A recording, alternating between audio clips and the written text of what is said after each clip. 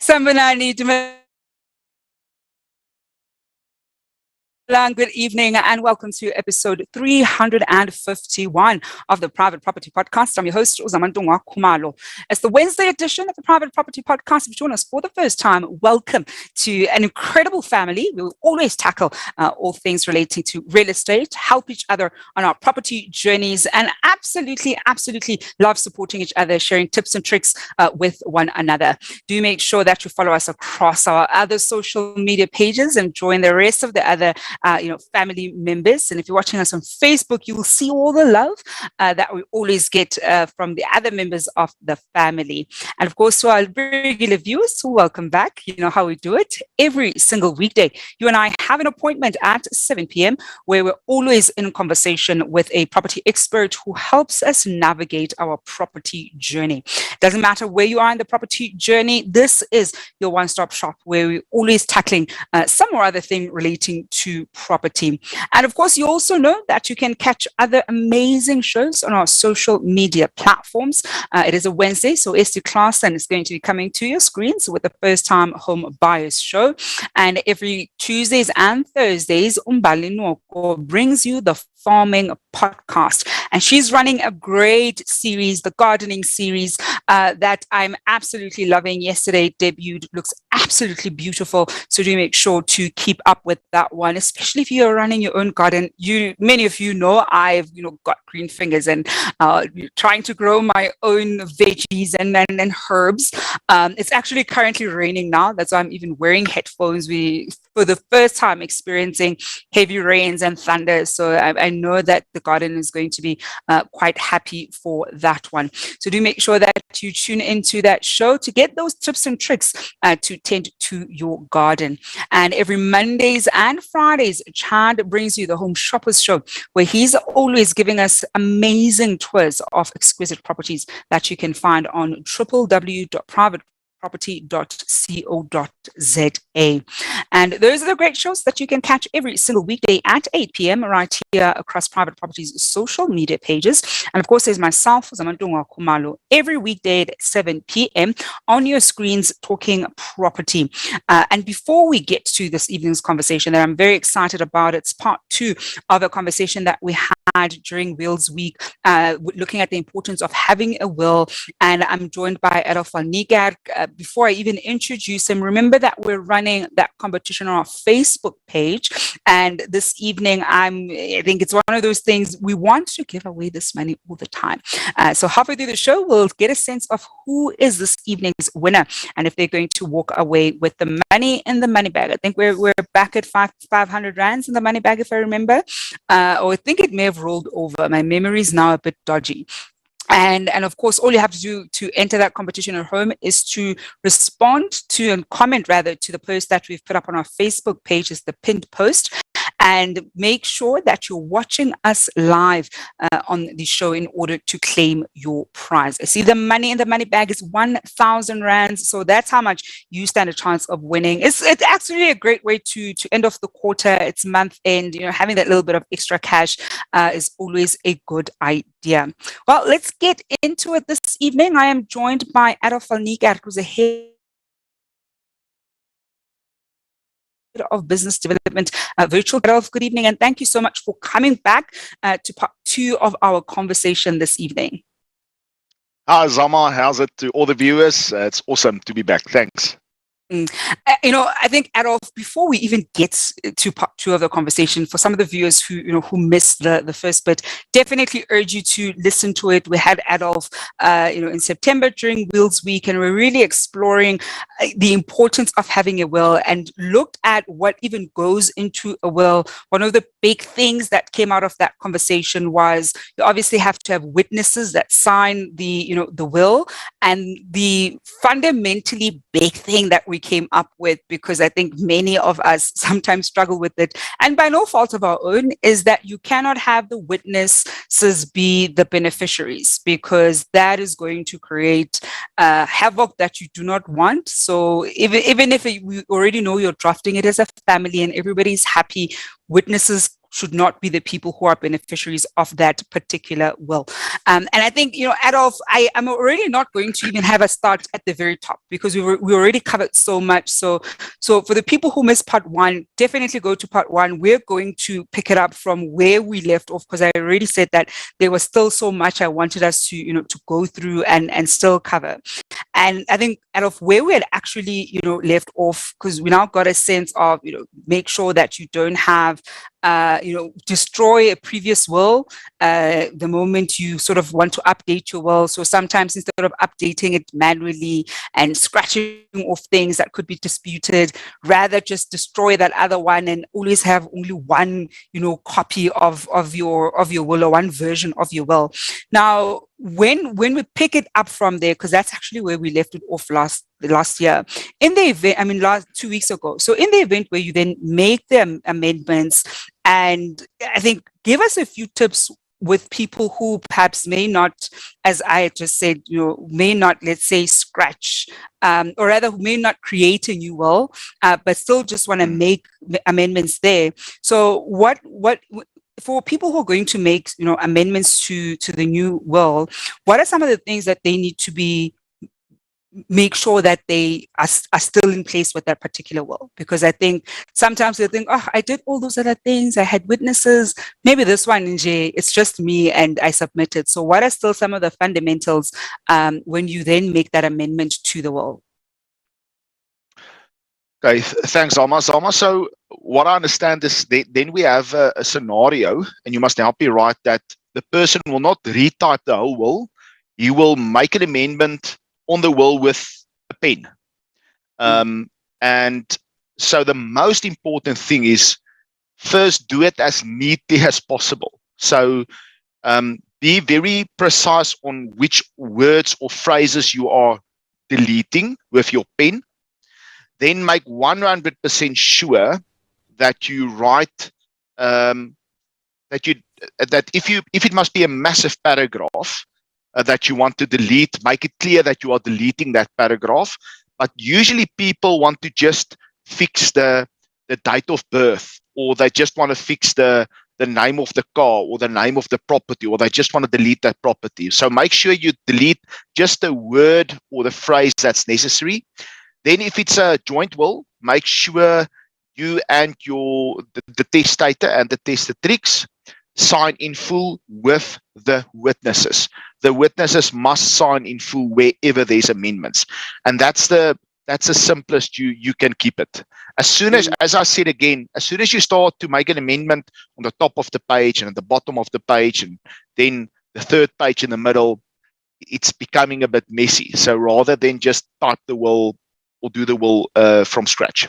And, Adolf, when we then look at, a will, and some people, for instance, will typically have a life insurance policy.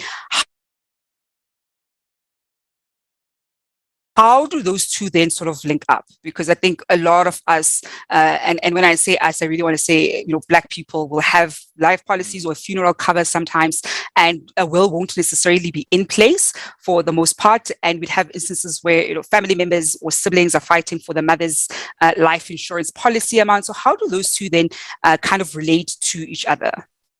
Okay. So Zama, if you give me an opportunity, I'm gonna park a bit on this topic, because this is the most sensitive topic of them all.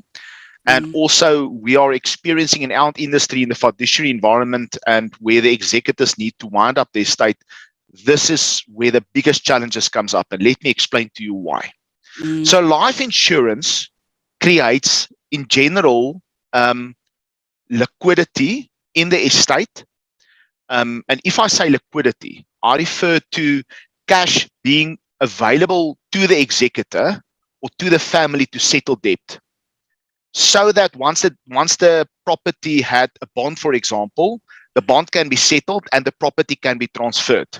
And there's enough fees to settle the property, transfer fees, executors' fees, possible capital gains tax, etc. So when we speak about life insurance in our industry, at ABSA, the data is as follows: that 52% of all the estates that we wind up does not have sufficient liquidity. So what it means is that if there's not sufficient cash in the estate, it sometimes can be a challenging situation for the executor, and it becomes a bitter pill to swallow, for the family and the beneficiaries. Because what happens now is it becomes a difficult conversation, because somebody needs to provide that cash. And if nobody can provide the cash, then the sad thing is that the executor needs to make decisions on how we can generate cash. And then it becomes at the point where you need to sell property. So on the life insurance part, I break it down in three legs. So, and this is what works for me to explain it to people. So you will always need liquidity in the estate. So you can quickly do a liquidity calculation. At Virtual Advice, at IFA Virtual Advice, we can do a quick liquidity calculation, which means we can quickly help you determine what is the amount of cash you will need to settle all your liabilities and the transfer fees, not living expenses, not making sure your beneficiaries are looked after, just liquidity. The next part is that we try, it's important that we take the will's wishes and we link it to a financial needs analysis. And part of that is estate planning. So in layman's terms, is to explain this to you, is a person will write a will and he will say property A and property B must go to my wife. The children must get the cars, and I want to bequeath $1 million to my granddaughter. Now, when the will has been read out by the executor, he sees there's a wish by the testator and testatrix to bequeath $1 million to their granddaughter. But he can't find the $1 million. There's no million rand in the estate. All right. So it's simple. It's easy to write the wish, but to execute on the wish it's a different story. And for you to make sure that the will can be executed, we do financial needs analysis and estate planning with the will. You must do a will together with estate planning and a financial needs analysis. In fact, I want to actually correct myself to say that rather do a will with estate planning. A financial needs analysis is something different, but when it comes to wills and the execution of will, do proper estate planning. So estate planning talks about if you have a good estate plan done by a proper an experienced financial advisor, he will say to you that, let's look at your will. Now let's look at the estate plan. If the estate plan and the will can speak to each other and can execute your wishes, we're on the good path.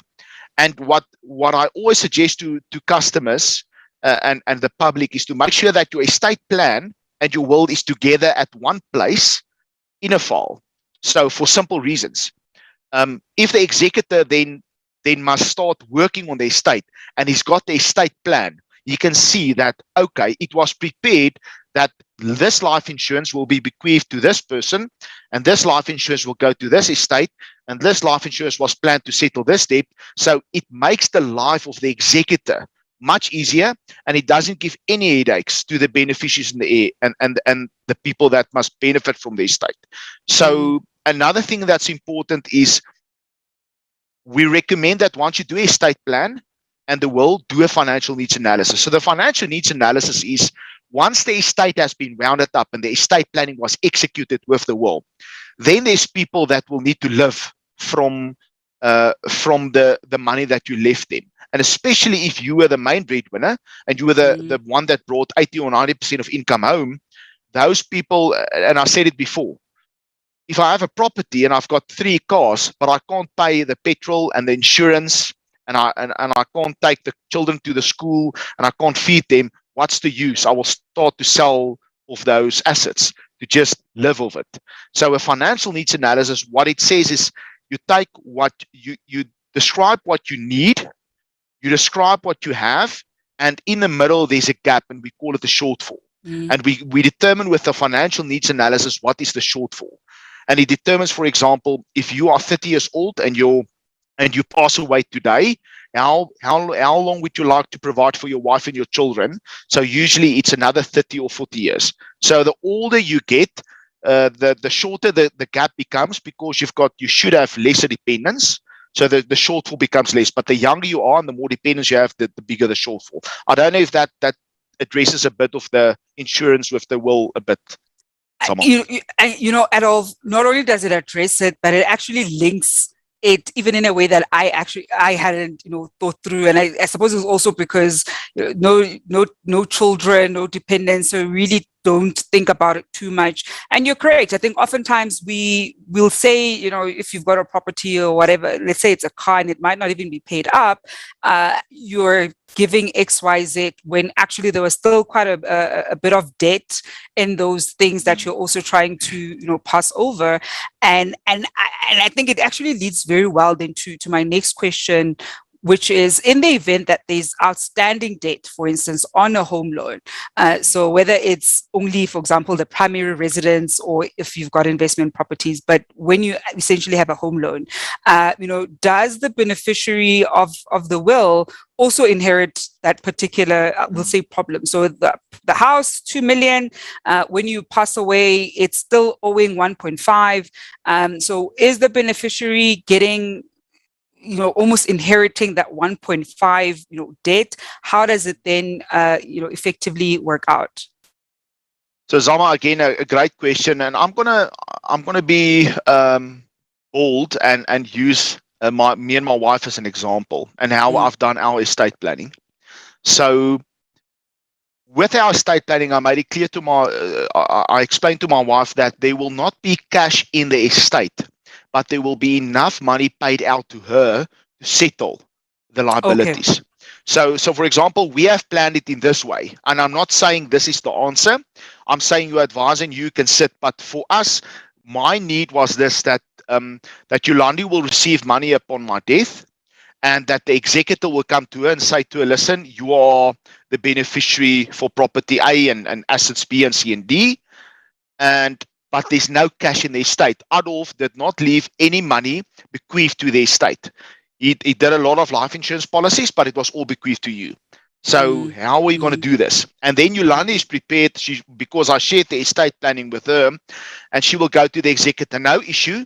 Give me the details where I must pay the money into to settle the debt, so that you can transfer the property over to my name. And then there's no issue. So it doesn't mean your life insurance must be paid to the estate. In fact, that just for interesting sake, is if your beneficiaries 100% is on the same page that what's happening in your estate planning, it's better to bequeath the money to their beneficiary, and it's simple reasons. That if the money goes to a beneficiary and they are well aware that what they need to do with the money, the executor can't take a fee on that money. So remember, an executor can only take a fee, and maybe some of my ABSA colleagues will go, but Adolf, the executors needs to live. Yeah, they can live, it's fine. But what I'm trying to say is, an executor can generate fee from the property he needs to transfer. But if he doesn't handle the money, if money goes directly from a life insurance policy to a beneficiary, he doesn't handle the money, so he cannot take fees on it. Does it make sense? Yeah. So to come back to the beneficiaries, if your beneficiaries are, and I don't know how many parents does that, and I think it's great that the parent sits around with the children and say, listen, it's not a hot topic, but the reality is someday we will pass on. It's not if, it's when. And I want you to know that there's the will, there's the estate plan, there is some insurance that's bequeathed to you and you, and this is how I want you to deal with the insurance. I can't regulate or dictate from the grave, but know that the executor will come to you guys and say to you, there's no money in the estate, and that you will know that that amount I've bequeathed to you must be used to settle the debt. If not, it's a reality that then it becomes a long process to wait for cash, and it's just pulling out the whole process of winding up the estate, and then eventually property must be sold at the unfair value, and that's not what you want. And it's definitely not something, that people want. Nomvula, going to your questions and comments at home, Nomvula Mutsaneng saying, imagine leaving this world, then people decide to sell your house, and sharing, crying faces there, which is quite a big one, right? And Umenzi Butelezi here saying, the bond insurance covers your outstanding bond debts should you die. That's the policy I took on both the primary and the investment property. And I mean, I know this bond cover, it's a great bond cover. Not everybody takes the bond cover. It's not a requirement for you to have that particular, cover. And so you tend to find that some people think, no, this is just another thing that's being sold to me. And sometimes they don't see the value in it in that moment, unfortunately. And I think these are the conversations that you should be having with your partner, or certainly your children, because we know that we see the fights, right? And more often than not, they're just unnecessary. And other people end up making quite a lot of money from hard-earned money that, your parents, put away as much as they could and worked towards, or that your partner put away. And I even like the insight that Adolf is sharing, that, look, if everybody's on the same page, you already cut out, one party that gets that would get a piece of the money in the event where there are disputes. So you also want to be as efficient as possible as a family. I want us to go for a quick break and see who the lucky winner is of this evening's cash prize. We've got 1,000 rands that's in the money bag. Before we come up, I see all the love that we're getting. Vanessa now watching, Eberencha Padachi is also watching, Tulu Semenya, Sandy Stemet, Paulina Nkosi, Andre Pitot. I see all those comments. Nomvula Mutsaneng saying, I still stand where I said in part one that a will is very important, no matter what. And it really is a key thing that I think so many of us sometimes take for granted. But I want us to go for a quick break, see who the lucky winner is of that 1,000 rands that is in the money bag. And we're going to come back with more insights on the importance of having a will. And of course, I'm in conversation with Adolf Van Niekerk. Let's see who the lucky winner this evening is.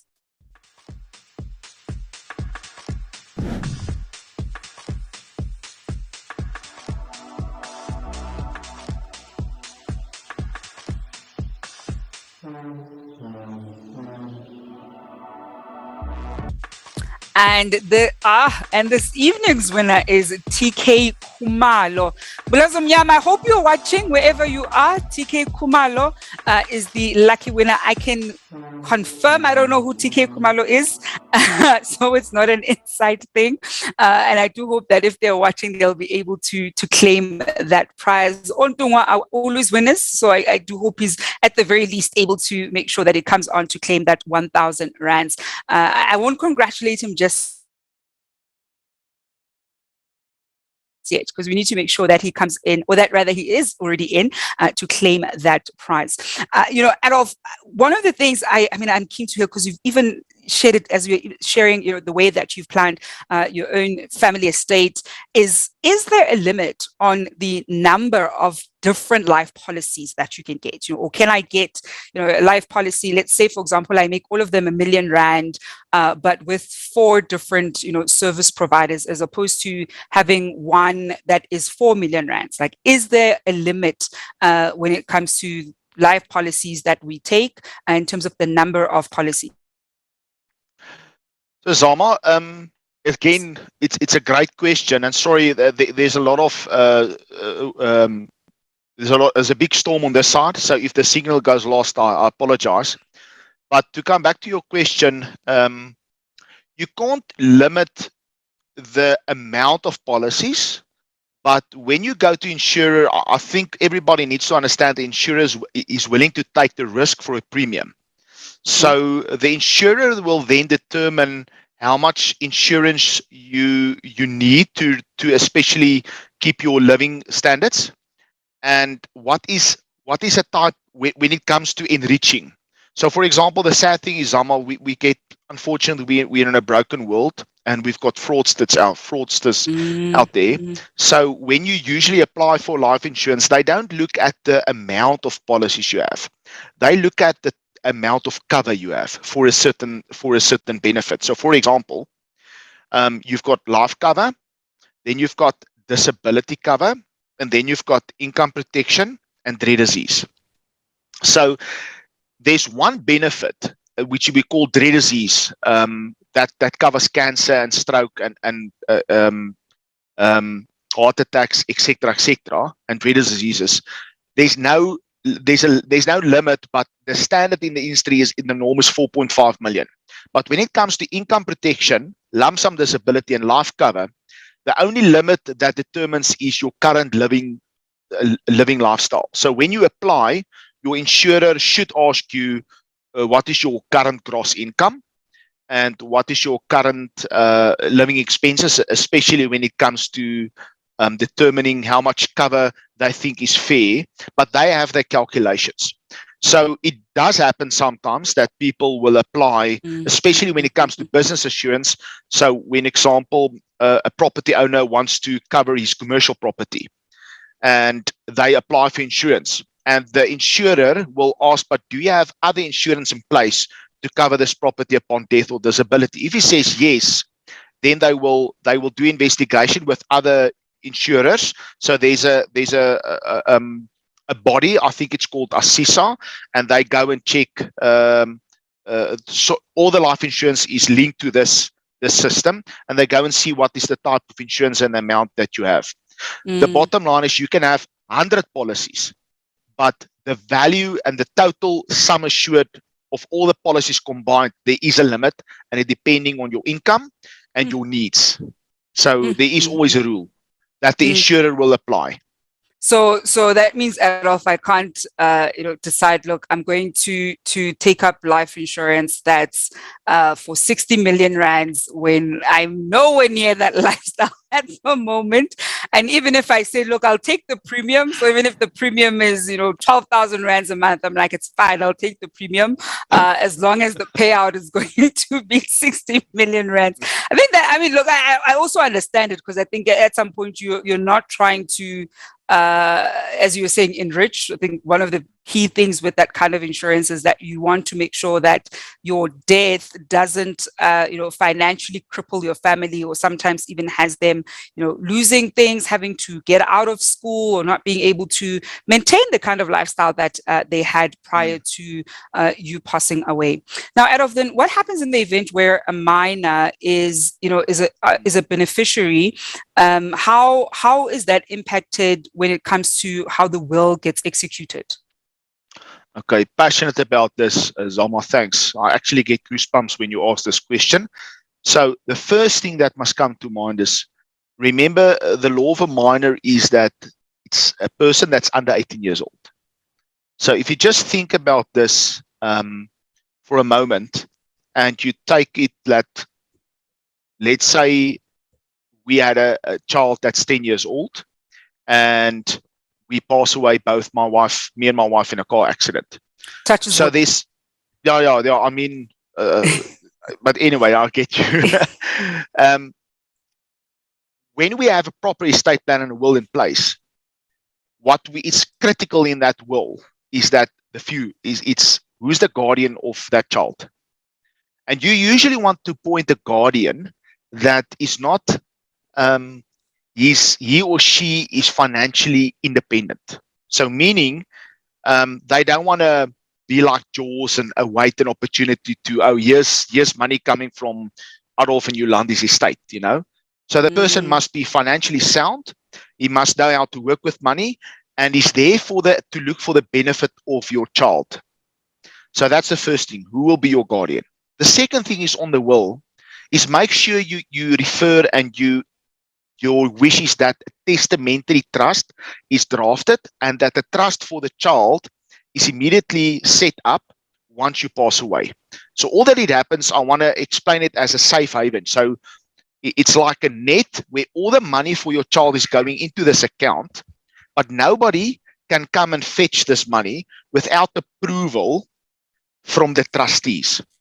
And what you usually then do is in your will, you name who that trustees must be. And usually you appoint more than one trustee. So when it comes in our space, what we usually suggest for customers is let Absa Trust be one of the trustees, and let the family member or two family members be co-trustees. Because what is nice about this is the trustees will never benefit from that money that must go to your minor. They must manage it for the benefit of the minor. They will never benefit from it. So it's who will be your guardian, who will be your trustees, and make sure there's a testamentary trust. The sad thing is, if you don't stipulate this properly in your will, for a minor, money is then paid, what we call it, to a guardian's fund.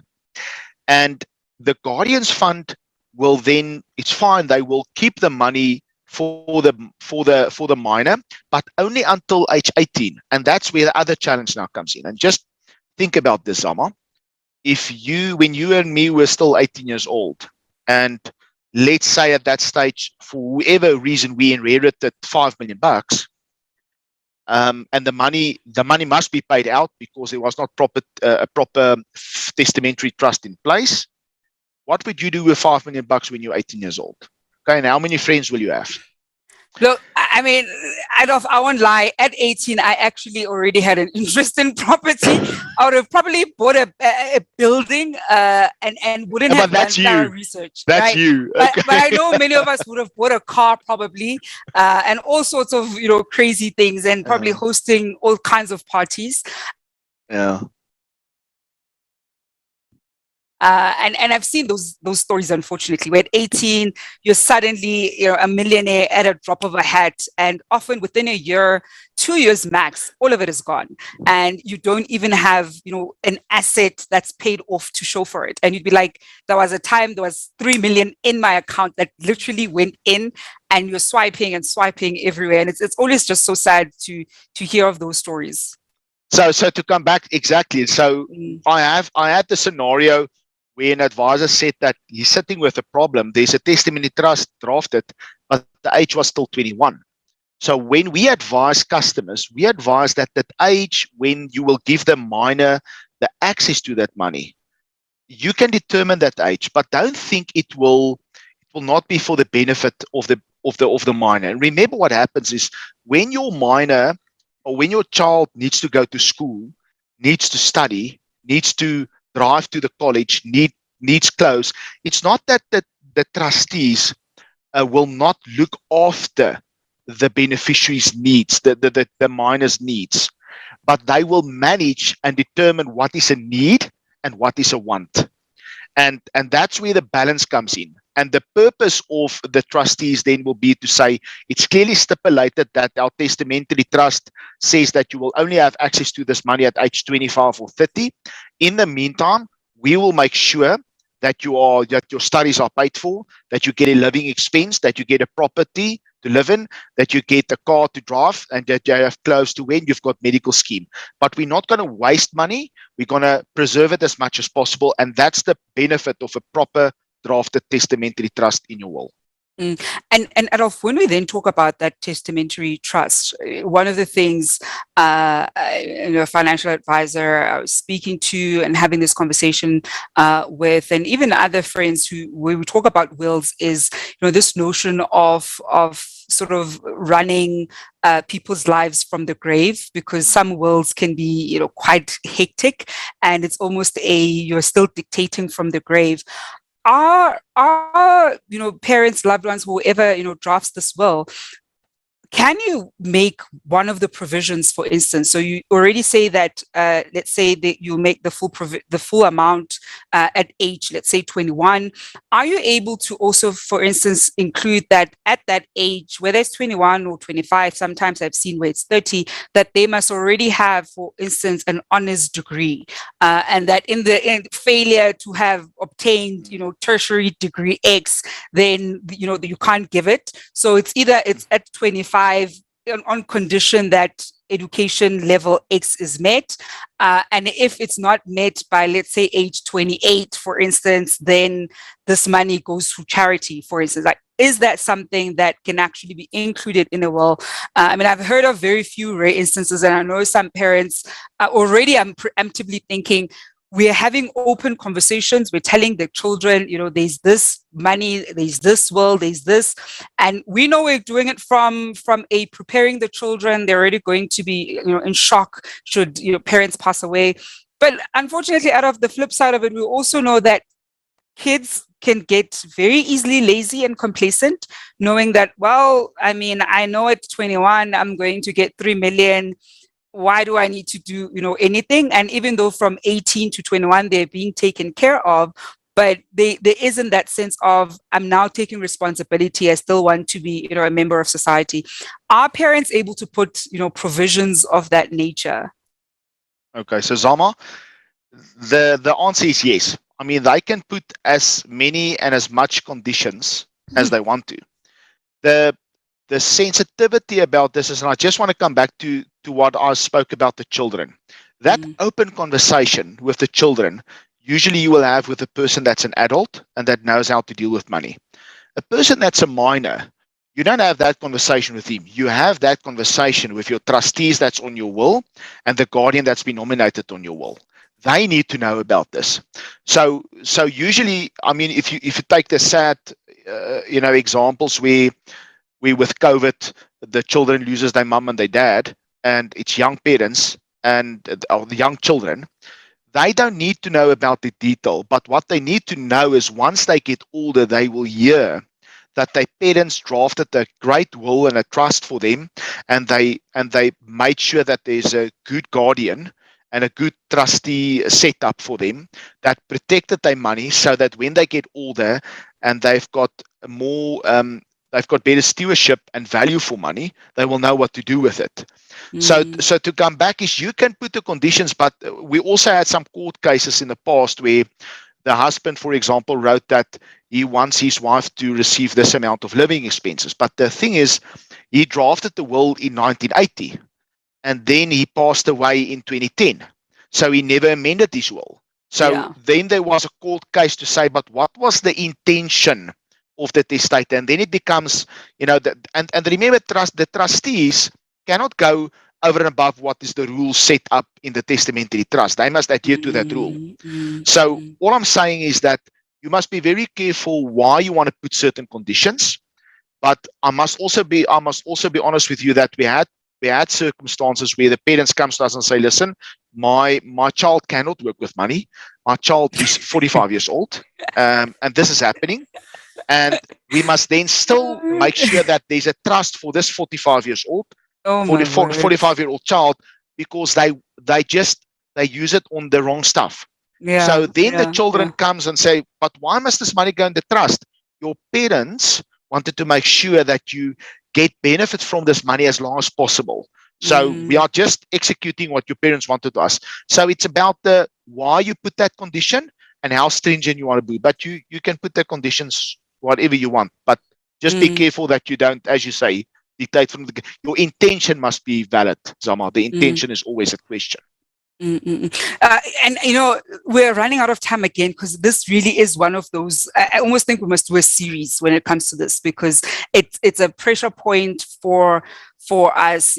Children, people have children, sometimes have even their parents, and we tend to shy away when it comes to talking about finances at this granular level, and even communicating these things to your children or to your spouse, because you think, this one, they were going to now be banking on me, passing away, or whatever the case is.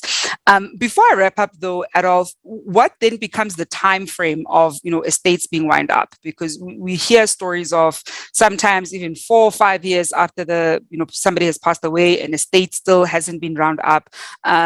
Give us a sense of what makes the process, and I mean, just based on this conversation, I know viewers at home already have gotten a sense of what makes it easier, but what makes the process quicker, and the quickest one, how long typically is that?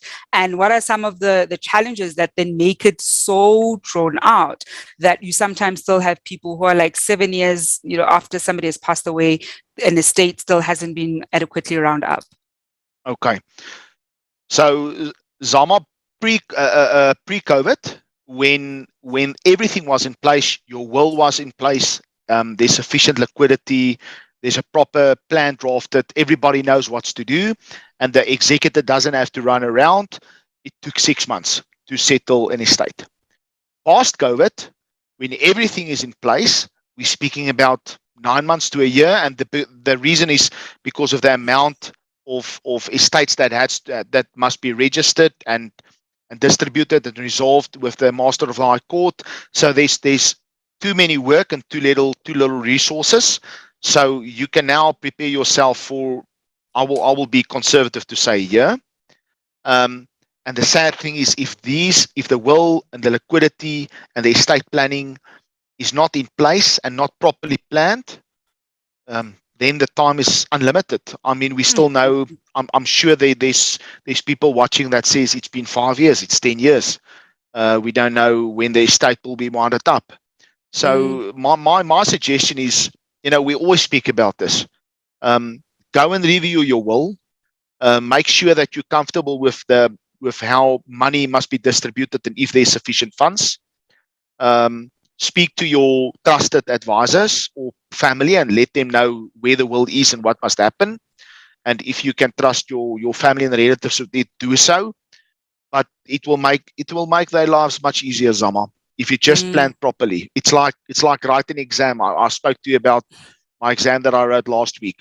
You can't go into the exam and expect that it will go absolutely smooth, but you didn't prepare. And the same is with the will and the winding up of the estate. You can't expect that your family will have a smooth ride resolving the estate, but you didn't plan properly. So rather do it properly, and we can help with that. We would love to help with that. And I think if you want to get in touch with the team, we have shared their contact details down here below, and I think that's a great place to leave it at. You've certainly given me a lot of insight that I also hadn't thought. By the time if I ever am crazy enough to have children, I think I at least already have some insights and tips on how to best manage the family estate. You'll not be crazy to have children, Zama. It's a privilege to have children. Having children is crazy. All that money, I always just think of tuition fees. When you look at how much creche alone just costs, you're like, oh my word, I get a heart attack. But Adolf, we're going to leave it there this evening. Thank you so much for joining us and for indulging us for part 2 of this conversation. It's been a pleasure to have you on the show. Cheers. Thanks, Zama. Appreciate it. And that is Adolf Van Niekerk, who's the head of business development, virtual distribution, and ABSA Insurance and Financial Advisors. Wrapping up the Wednesday edition of the Private Property Podcast with myself, Uzamantungwa Khumalo. Unfortunately, TK Khumalo, Mtungwa, you've disappointed me. He was not watching us live. And so we're going to have 1,500 rands rolling over in the money bag for tomorrow's show. I'm unfortunately not going to be with you tomorrow, so I'll be back on your screens on Friday. Until then, of course, at 8 p.m., you can look forward to the First Time Home Buyers Show with Esty Claassen. And I'll be back on Friday. Until Then hoping you're staying home and staying safe.